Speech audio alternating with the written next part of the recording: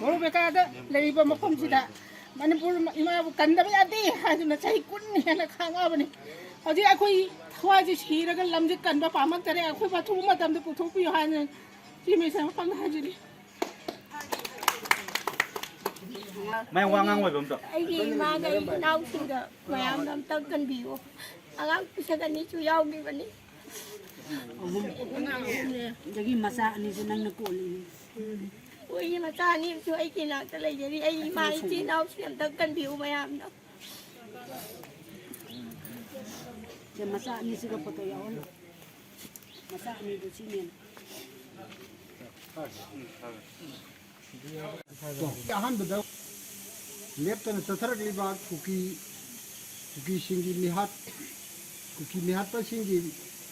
ꯃꯤꯑꯣꯠ ꯃꯤꯅꯩꯗ ꯈꯥꯡꯕ ꯉꯝꯗ꯭ꯔꯕ ꯕꯣꯔꯣꯕꯦꯀꯥ ꯕꯔꯥꯛ ꯁꯔꯀꯜꯒꯤ ꯃꯩꯇꯩꯁꯤꯡꯕꯨ ꯕꯣꯔꯣꯕꯦꯀꯥ police ꯁ꯭ꯇꯦꯁꯟꯗ ꯍꯥꯡꯂꯤꯕ relief ꯀꯦꯝꯞꯇꯒꯤ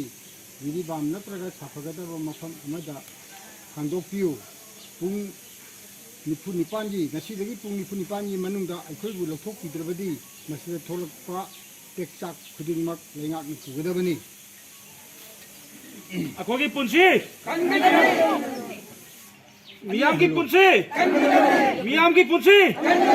अखोगी पुंसी अखोई वो पूरा बेगा देगी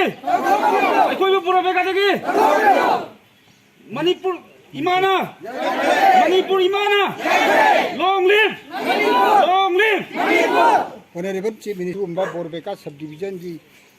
अवाब तारब प्रजा में येंबिरगा मकोई पुजी मुक्तन कनबिदुना असिगुमलाबा वखनगी लैनान नारबा अल्लाबनि माय बेनसि मुक्तन कनबियु हाना सो इकाई खुमनजिरिबा चिफ मिनिस्टर की बबमदा पुगिंग सिंगिनजरे कोई पुजी मुक्तन कनबियु अमसुंग तबम खंगन लेलब पुजी सिगजी अवाबसु देखोई कसिदि मिलुदगी पिरांग ओजिनरगा कपरतरु पाइ लित्रबा असिगुमलाबा बोरबेका परक सरकार जी प्रजा मुक्तन कनबियु हाना लेगा की पुगिंग सिंगिनजरे